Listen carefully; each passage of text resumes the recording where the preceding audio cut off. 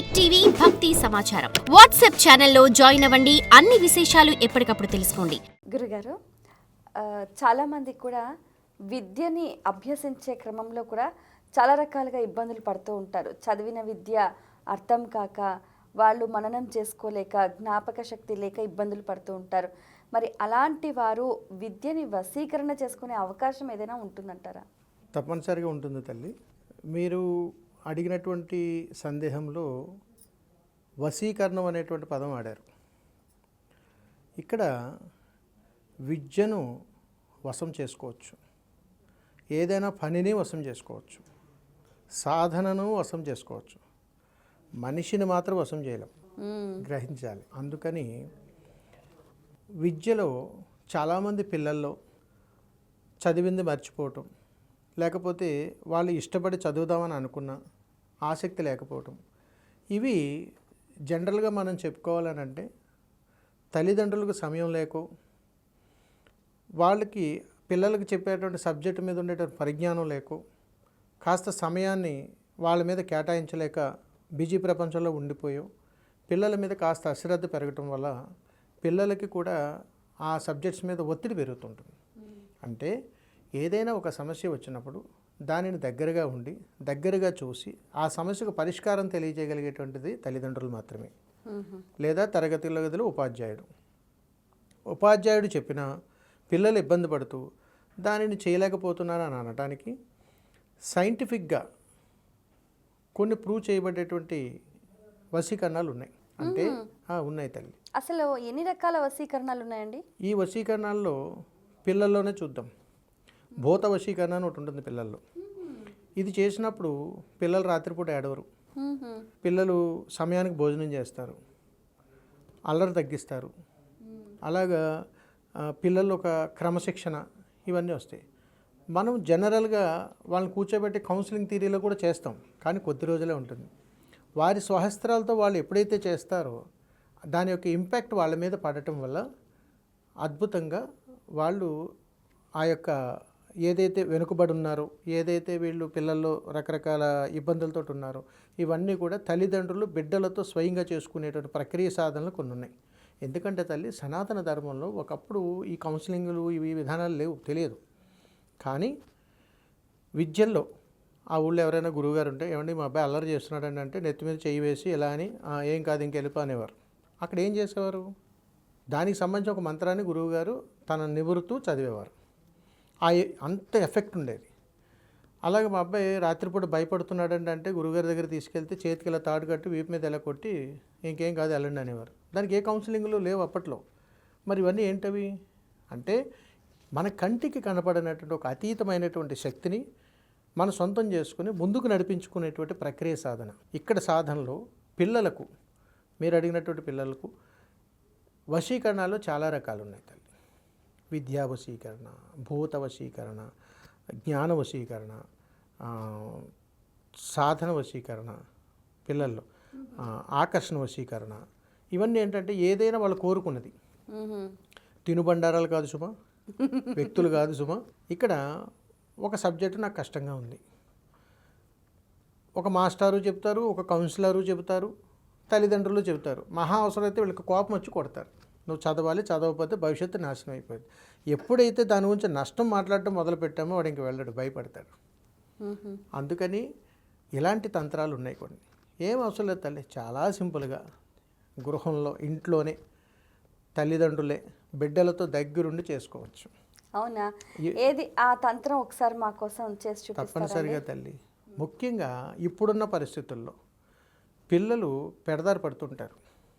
ఫోన్లని, మాట వినకపోవటాలు, ఎదురు సమాధానం చెప్పడాలు, చదివే పిల్లలు కూడా అబద్ధాలు ఎక్కువ మాట్లాడటము, పుస్తకాల పట్ల క్రమశిక్షణ లేకపోవడం, టీచర్ల పట్ల క్రమశిక్షణ కోల్పోవడం, స్కూల్కి వెళ్ళాలంటే భయపడటం, కాలేజీకి వెళ్ళాలంటే భయపడటం, సబ్జెక్టులు అంటే ఇబ్బంది పడటం, పరీక్షలు అంటే భయపడటం. మరి ఇవన్నీ వచ్చేసాయి. ఇప్పుడున్న పరిస్థితుల్లో కౌన్సిలర్స్ కూడా వచ్చారు. పిల్లల్లో పరీక్షలు అంటే భయం. మాస్టారు పిల్లలు పరీక్షలకు భయపడుతున్నారు, మీరు ఏదో ఒకటి చెప్పండి అంటే, అరే పిల్లల్లో పరీక్షలు భయపడకూడదురా, మేము కష్టపడి చదివామని చెప్తారు. అయ్యో బాబోయ్ అంత కష్టం ఉందా అని వాళ్ళు చదవటం మానేస్తారు. అంటే కౌన్సిలింగ్లో కూడా ప్రమాదాలు ఉన్నాయి. మీకు చెప్పాను, ఏదైనా వస్తే పోయేటప్పుడు పోయే మంత్రాలు చదివితే పోతాయి. అలాగే పిల్లలు ఒక ఎనర్జెటిక్గా, వాళ్ళకు అనుకూలంగా, సానుకూలంగా, వాళ్ళ మనసు స్పందించేటువంటి విధంగా మనం ఏదైనా చెప్పగలిగితే చాలా అద్భుతమైన ఫలితాలు వచ్చేస్తాయి. ఇవి తంత్రాల్లో, రహస్యాల్లో ఉన్నాయి తల్లి. ఆహా. కానీ ఏంటంటే కాలక్రమేణా రోజులు గడిచే కొద్దీ ఎప్పుడూ కూడా వీటి ప్రస్తావన రాలేదు. ఎందుకంటే ఇప్పుడంతా చాదస్తంగా చూస్తారు. మరి మంత్రసాన్ దగ్గరికి వెళ్ళి భూతం వచ్చిందండి పిల్లలు భయపడుతున్నారంటే అక్కడికి వెళ్తే ఇలా అని అనగానే వాళ్ళు సెట్ అయిపోతారు. అంటే మానసికంగా మనిషిని చాలా విధాలుగా మార్చవచ్చు. తల్లిదండ్రులు గొడవలు పడ్డా, పిల్లల ముందు కేకలు వేసుకున్నా, వీళ్ళ కష్టాలు, ఇబ్బందులు వాళ్ళకి అర్థమయ్యేలాగా, వాళ్ళకి తెలిసేటట్లుగా వీళ్ళు ప్రవర్తించిన ఆ పని చేయడానికి భయపడిపోతారు. అప్పుడు ఇది అవసరం అవుతుంది. ఇప్పుడు ప్రేమలో వశీకరణ కావాలంటారు. ప్రేమ వైరాగ్యాలన్నీ చూస్తే వాళ్ళకి ఏమనిపిస్తుంది? ప్రేమ వశీకరణమే గుర్తొస్తుంది.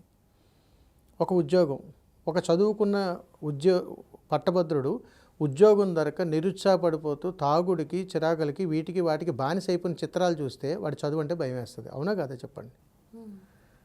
అలాగా ఒక సాధకుడు ఎంతో కఠినమైనటువంటి సాధన చేసి దేవీ దేవతలు ప్రసన్న అవ్వకపోతే వీళ్ళు గడ్డాలు ఇవన్నీ పెంచుకొని వైరాగ్యం తెచ్చుకొని జీవితం వినాశనం చేసుకున్నటువంటి వాళ్ళు కూడా ఉన్నారు. వాళ్ళని చూపించామనుకోండి, వాళ్ళు ఏమవుతారు? నా పాయింట్ పట్టుకోండి తల్లి. ఏదైనా సరే, ఎవరైనా సరే ఒక పనిని చేయాలన్నప్పుడు దానిలో దాగి ఉన్నటువంటి విజయాన్ని వాళ్ళకి అర్థమయ్యేలాగా వారి చేతులు పెట్టాలి.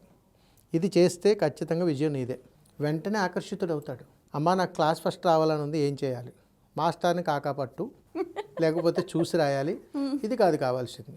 అమ్మ నాకు తరగతిలో ఫస్ట్ రావాలంటే నేను ఎంత చదివినా కానీ నాకు ఫస్ట్ రాలేదు, నీకైతే వస్తుంది. ఇలా చెప్పకూడదు. నేను నెగిటివ్ చెప్పి పాజిటివ్ చెప్తే పిల్లల్లో అది ఇబ్బంది అవుతుంది. అందుకని ఎప్పుడైనా సరే పిల్లల్లో అలవాట్ల దగ్గర, టీవీల దగ్గర, వాళ్ళకున్న చదువుల దగ్గర, మాస్టర్ల దగ్గర, కాలేజీల్లో, పరీక్షల్లో, ఎక్కడైనా సరే ఏ సమస్య వచ్చినా ఒక అద్భుతమైనటువంటి వశీకరణం ఈరోజు నేను చేసి చూపిస్తాను. తప్పకుండా. ఇది గృహాల్లో తల్లిదండ్రులు పిల్లలతో స్వయంగా, ముఖ్యంగా చెబుతున్నా, స్మార్ట్ ఫోన్లు వాడేస్తున్నారు, ఎక్కువ సమయం టీవీల ముందు గడుపుతున్నారు, ఆహారం సరిగా తీసుకోవట్లేదు.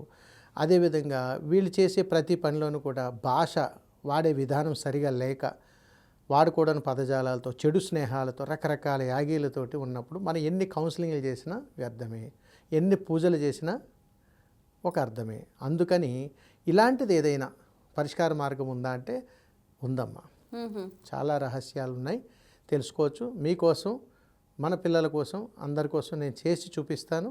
ఇది చాలా అద్భుతముగా గృహములో నిత్యము ఇంట్లో పూజా మందిరం ముందు కాకుండా ఇంటి గుమ్మం బయట, అంటే ప్రతి ఒక్కరి ఇంటి మెయిన్ ముఖద్వారం ఏదైతే ఉందో ఆ ముఖద్వారం పక్కకి మీకు ఎక్కడ అనుకూలంగా ఉంటే అక్కడ ఇక్కడ అని ఏం లేదు, ఎక్కడ అనుకూలంగా ఉంటే ఆ ప్రదేశంలో పీట ఒకటి వేసుకొని అక్కడ కూర్చొని ఒక పళ్ళెము పెద్దది తీసుకొని ఈ పిల్లలతోటి ఆ ప్రక్రియ చేయాలి. చేసేటప్పుడు అక్కడ వాడే పదార్థాలు, అక్కడ ఏమైతే వాడుతున్నారో ద్రవ్యాలు, వాటి పేర్లు పిల్లలతో పలికిస్తే చాలు. వెంటనే వీళ్ళ యొక్క దృష్టి ఏదైతే ఉందో దాని మీదకే మరలుతుంటుంది. మీ పిల్లలు అధికంగా ఇప్పుడు ఫోన్ చూసేస్తున్నారండి, వాళ్ళని అక్కడి నుంచి పంపించేసేయాలి అని అనుకున్నారు మీరు. వాళ్ళు ఆ మాట వినట్లేదు, నాకు ఫోన్ ఇస్తేనే భోజనం చేస్తాను, ఫోన్ ఇవ్వకపోతే నేను ఏది చేయను అన్నట్టుగా ఉన్నారు.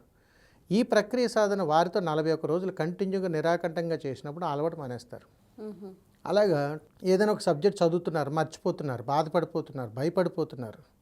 ఈ ప్రక్రియ వారితో 41 రోజులు కంటిన్యూ ఒక దీక్ష మాదిరిగా చేయిస్తే వెంటనే ఆ అలవాటుని వదిలేస్తారు. చాలా అద్భుతం. ఇది నేను మీకు 2 పద్ధతుల్లో చేయొచ్చు. అలాగేనండి. పెద్దవాళ్ళకి చేసేటప్పుడు అంటే ఉద్యోగస్తులు, వ్యాపారస్తులు, అది రాణించలేకపోయినా, ఉద్యోగంలో స్థిరత్వం లేకపోయినా, ఉద్యోగం చేసే చోట ఒత్తిళ్ళు ఎక్కువ ఉన్నా, డబ్బు విషయంలో ఇంట్లో భార్యాభర్తలు ఇద్దరు అధికంగా తగాదాలు పడుతున్నా, తులసి దళంతో చేసేటువంటి వశీకరణాలు ఉంటాయి. ఇవి సమస్యల నుంచి గట్టెక్కించడానికి, బానిస చేయటానికి కాదు. అలాగే పిల్లలకి వచ్చేటప్పటికి అరటి పంటతో చేసే వశీకరణాలు ఉంటాయి. ఈ రెండిట్లకి కూడా నేతి దీపం తప్పనిసరి. అందుకని వీటిని మరి నేను చేసి చూపిస్తాను తల్లి. అలాగేనండి. పిల్లల కోసం విద్యాతంత్రము ఏదైనా చదివినా ఎక్కువగా క్రమశిక్షణకు సంబంధించి పిల్లలు మాట వినకపోయినా, అర్ధరాత్రి పూట భయపడుతూ ఉన్నా, ప్రతి చిన్న విషయానికి ఏడుస్తూ ఉన్నా, గృహంలో తల్లిదండ్రులు, తల్లిగారు స్వయంగా ఈ పరిహారాన్ని పిల్లలు వారి స్వహస్త్రాలతో చేపిస్తే మంచి ఫలితాలు పొందుతారు. ఇది చేయటానికి కావలసినటువంటివి ఒక గ్లాసు నీళ్ళు, అదేవిధంగా కృష్ణ తులసికి సంబంధించినటువంటి ఆకులు, దానికి సంబంధించినటువంటి రెమ్మలతో ఉన్నటువంటి విత్తనాలు.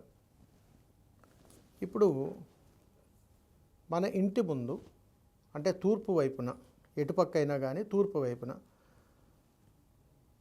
ఒక ఖాళీ ప్రదేశంలో కూర్చొని ఇలా ఒక నల్లటి వస్త్రాన్ని పరుచుకొని దాని మీదన ఒక గ్లాసు నిండా, గాజు గ్లాసు నిండా నీళ్లు తీసుకొని పిల్లలతో ఆకులను తీసుకొని, మీరు గమనించండి జాగ్రత్తగా, ఆకులను తుంచకూడదు. ఇలా నేను ఎలా అయితే పట్టుకున్నానో ఈ విధంగా పట్టుకొని వీటిని ఈ విధంగా తుంచాలి.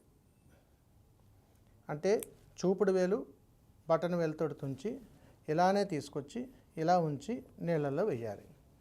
వీటిపైన ఏదైతే విత్తనాలు ఉన్నాయో వీటిని చూపుడు వేలు, బటన్ వేలు, మధ్యవేలు వీటితోటి ఈ మాదిరిగా విత్తనాలను తీసుకొని ఇలా నీళ్ళల్లో వేయాలి. ఇప్పుడు ఈ నీటిపైన పిల్లల యొక్క మధ్యవేలితో ఇలా ముంచి ఓం ఓం అని ఒక 5 సార్లు రాయాలి. ఆ తర్వాత 2 ప్రమిదలు తీసుకొని ఈ నీటికి ఎదురుగా, ఈ గ్లాసుకి ఎదురుగా ముందుగా 2 ప్రమిదలను ఉంచి దానిలో ఆవు నేతిని వేసి 2 ఒత్తులను ఒక ఒత్తుగా చేసి దీపాన్ని వెలిగించాలి.